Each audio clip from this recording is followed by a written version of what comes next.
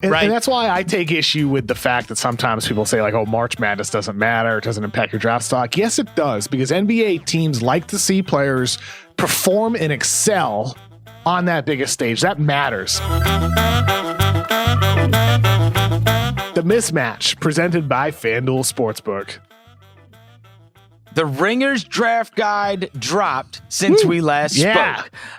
We do have guys that are in this NCAA tournament.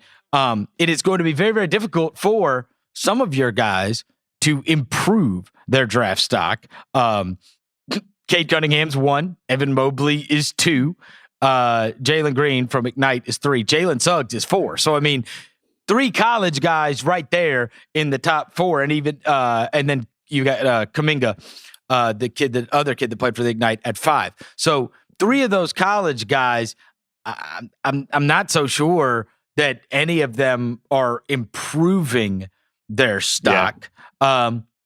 But do you view right now Cunningham as do you think there is grand separation between him, that's the big question, and Mobley, and him and Suggs? Or do you think that maybe if we look up and Mobley's in the Final Four, or Suggs is in the championship game and is most outstanding, that there can be a debate about one? I think with Mobley, there can be a debate. With Suggs, I don't think so. Okay.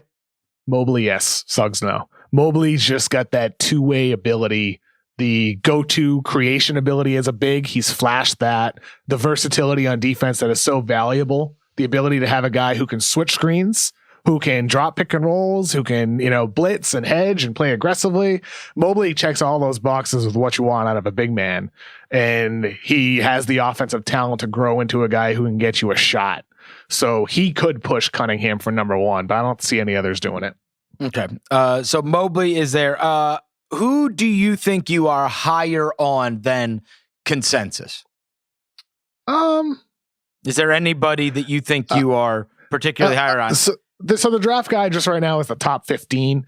Kai Jones, I have him number 8, Texas big man. Yep. I know Charks, who, I do Ringer NBA University with every other Wednesdays. Our next show will be next week on Wednesday. Charks said he has Kai Jones, I think, in his top 5 or 6. So I don't have Kai Jones quite as high as he does, but I don't believe many people have him in the top 10. But I haven't really looked around too much, but I like Kai Jones a lot. Super raw big man, but a lot of talent. And he's somebody who I could see completely exceeding expectations in the NBA if he's able to grow into his raw skills. He didn't play basketball until late.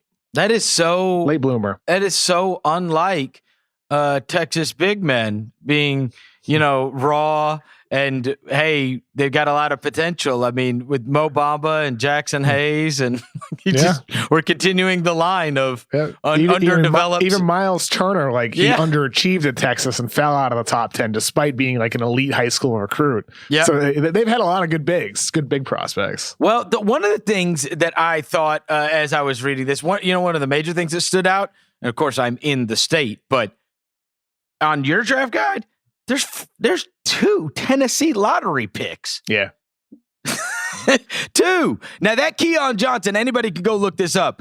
He had what I thought was the dunk of the year this year. That was crazy. I mean, like a out of nowhere tomahawk, unbelievable. And he is a crazy, crazy athlete.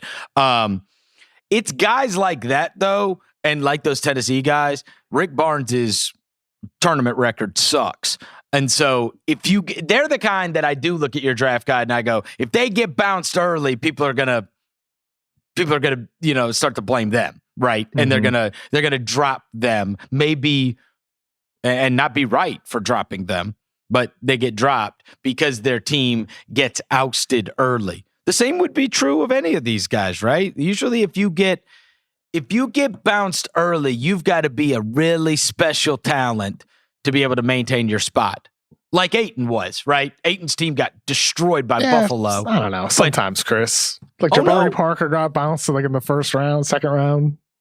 No. I'm saying he's an exceptional talent. I'm saying any of these other guys. I don't think it impacts us that much, honestly, Chris. I don't. Like if Tennessee lost early, it's not going to kill Keon Johnson's draft stock. It's not going to kill his stock. No, it's not going to kill his stock. But I'm saying the more successful your team is, and the more you're on. It can help. Big stage. Yes. Yeah. Guys move ahead of you. And that's a better way to say it, right? And that's why I take issue with the fact that sometimes people say like, oh, March Madness doesn't matter. It doesn't impact your draft stock. Yes, it does, because NBA teams like to see players perform and excel on that biggest stage. That matters. Excelling and performing at your best when the games are the toughest, that matters to teams a lot. And I think it should, personally. So these games do matter. The more opportunities you get to see those guys and see them succeed in those moments or fail in those moments, the better of a grip you can have on what these guys will be in the NBA when they will have to deal with that pressure.